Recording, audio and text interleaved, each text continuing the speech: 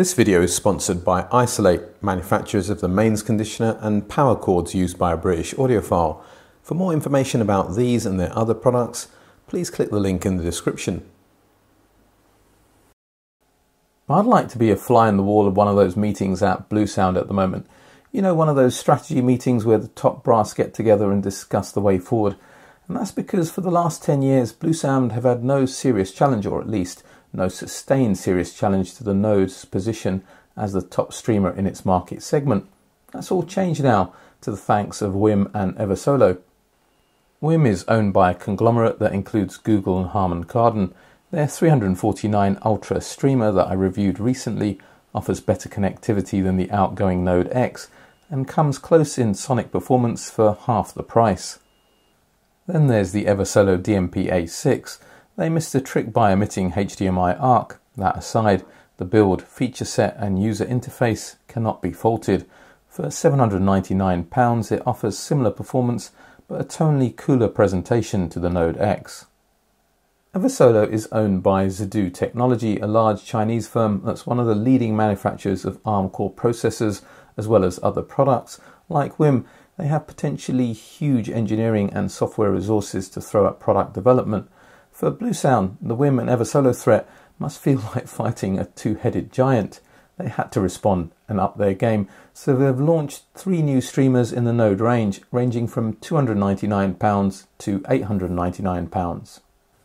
I'm taking the entry £299 Nano model for a spin. It's a stripped-down device but has a DAC based on the top-tier ESS 9039 Q2M chip. That's a better chip than found in the outgoing and more expensive Node X. Is it possible that this little Nano could offer more performance for less expense than the outgoing Node X? And how does it compare to the WiiM Ultra and the Eversolo DMP-A6? Well, let's find out.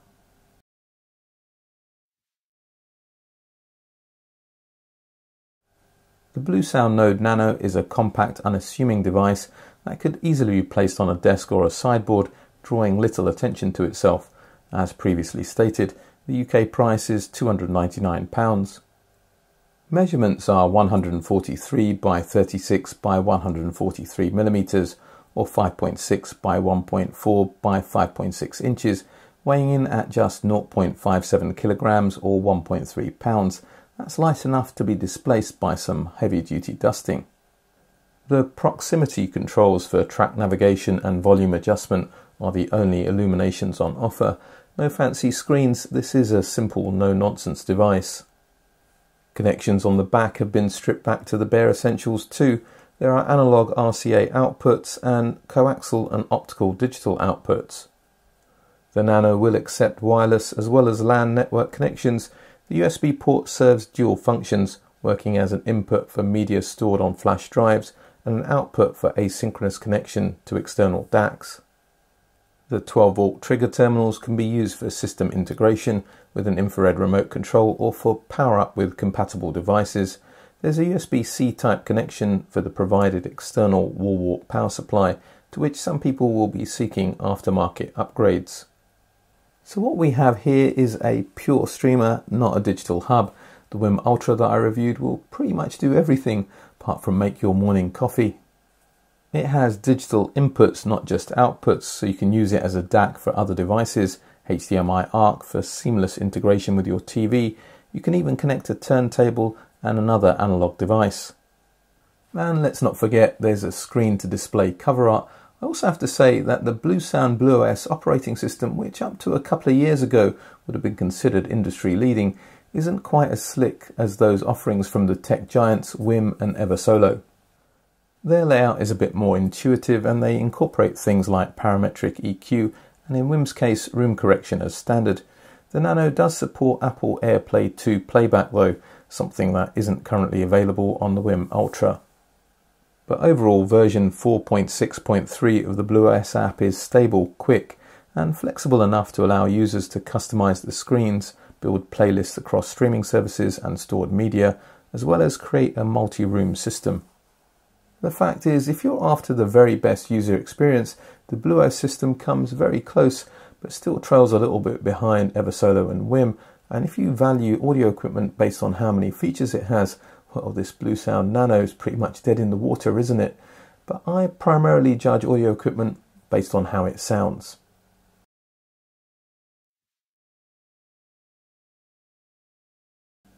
So the Bluesound Node Nano has some ground to make up. Quite frankly, this is a David and Goliath situation. I don't expect Lembrook, that own NAD as well as Bluesound, to compete with WiiM and Eversolo when it comes to software development or the feature count, but sometimes specialist audio companies just know how to make things sound better, and this Nano, well, it's a little gem. The Nano has a resolving ability that feels like it belongs to a class above the WiiM Ultra. It's cleaner through the bass, mids and highs, has better instrument separation, and the soundstage is considerably wider. Bluesound have absolutely nailed the sound of the Nano. It just sounds right. I'm referring to the balance through the frequency range and the sheer amount of detail. Quite frankly, it sounds ridiculously good for a sub £300 device. The bass is tight and weighty. There's real body in the mid-range to vocals and lead instruments, and they're nicely separated. There's even a realistic decay at the end of notes and a sense of air on top. But let's not get carried away. The WiiM Ultra is an excellent digital hub for £349 and totally deserving of my top outstanding award. But if you want a streamer just to be a streamer and nothing else, the Nano has it beaten. So just how good is it? Surely it can't sound better than streamers for over twice its price. Such as the outgoing Node X that retailed for £699. I have to say, for people who listen to music primarily to relax, the Node X is such a nice sounding player. It has a warmer tone than the Nano and is almost free of digital glare. The Node X has a slightly wider soundstage and marginally better instrument separation. I'm sure that's partly, if not largely, due to the fact that the Node X comes with a built-in reasonable quality power supply, whereas the Nano comes with this cheap thing. The first thing I would do is ditch this for something better, a low noise switch mode power supply, or even a linear one if I could get one for £200 or £300. But even with the stock power supply, the Nano is more resolving than the Node X, tighter bass, crisper mids and more open in the highs. How is it possible that a stripped down device can offer better sound quality in many ways than its much more expensive predecessor? Well, I suspect it's largely because it has been stripped back. You haven't got lots of extraneous circuitry and connections drawing power and causing interference. According to Bluesound, the internal architecture has also been improved. They've made some tweaks to the stream module, and the Nano uses the latest ESS 9039 Q2M DAC chip as opposed to the 9028 found in the old Node X. The sonic character of the Bluesound Nano has shifted closer to the £799 Eversolo DMP A6 and is a departure from the Node X. Also, various software updates have added features and refined the sound, taking some rough edges of the DMP A6 since I published my review. I'm still using the DMP A6 as my reference player below £1,000. That's because they haven't asked for it back yet. That's true, but that isn't the real reason. The real reason is that it offers a very good balance between features and sound quality, which makes it a very useful tool from a reviewer's perspective. As good as the Eversolo DMP A6 is, the Bluesound Nano sounds better. The two streamers may be similar in tone, both pretty neutral, but you hear a bit more micro details from the Nano. Those subtle textures and tones that bring music to life are also presented in a wider soundstage. Listen, if you want simple answers as to which device sounds the best, this is normally not the channel to come to. Devil is usually in the detail. Competing devices often have relative strengths and weaknesses, and to some extent that is the case here. But I haven't heard a streamer or a CD player below £1,000 yet that sounds as good as the Bluesound Nano.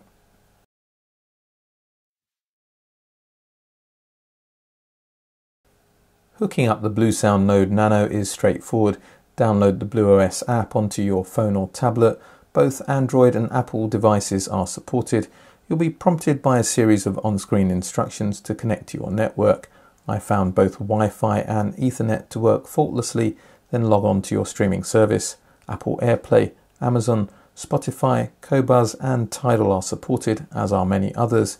The Nano can also be used as a Roon endpoint. I suspect many people will use this as an entry-level streamer, but it's far from entry-level performance. It'd be ideal for any sub £1,000 amplifier powering sub £1,000 speakers that I can think of. as was the case with my £449 Iota VX SA3 and the £599 Q Acoustics 5020s. It's the only streamer out of the WiiM Ultra, Bluesound Node X and Eversolo PA6 that I could live with in the context of my circa £3,500 reference system, and that's just the cost of the speakers and the amplifier, so that's not bad for a streamer that retails for just under £300. It made a good fist of things fronting my Exposure 2510 amplifier, driving my Amphion Argon 1 speakers, although ideally I'd upgrade to an external DAC like the Denafrips Aries 12-1, especially when I substituted transducer duties to the even more revealing and better timing DALI Minua SEs.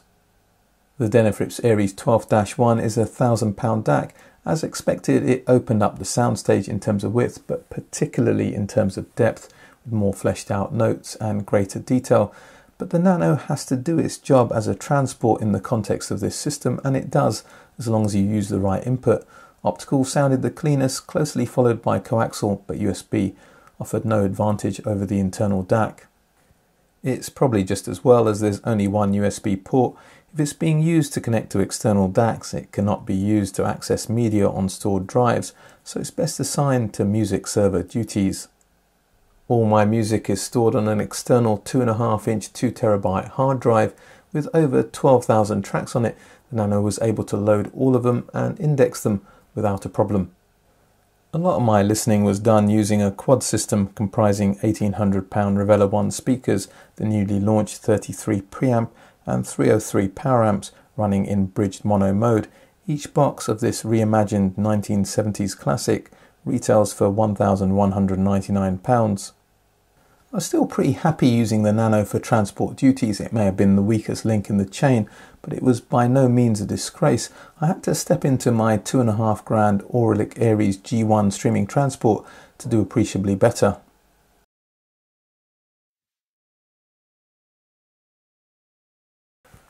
At first glance, the Bluesound Node Nano can be easily overlooked.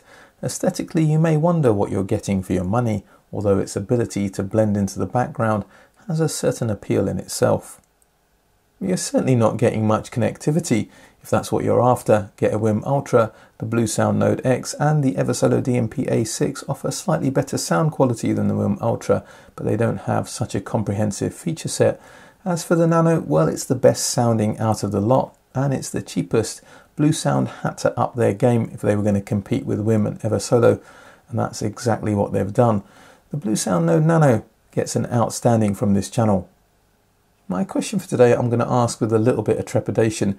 How do you feel about these big corporations getting in on the HiFi act? Do you think it's good for the consumer, or do you have reservations for particular reasons? And let me just put this little caveat in there. Please don't get into bashing any particular organisations or particular countries. I don't think this is the place for that kind of discussion, and generally the kind of unpleasantness that goes with that vibe I don't want to have on this channel. But that aside, I'm sure we can have a mature discussion about the benefits and the drawbacks of big organisations getting involved in HiFi. I'm sure you know what to do by now if you want to support me here and what I do. Like, share, subscribe, hit the bell notification. Check me out on Patreon. There's a couple of tiers you can access there if you think I can help you on your audiophile journey. Also check out the ABA Club on Patreon, which has some great ways to interact with me and fellow Patreons. But for today, for now, I'm British Audiophile, signing off.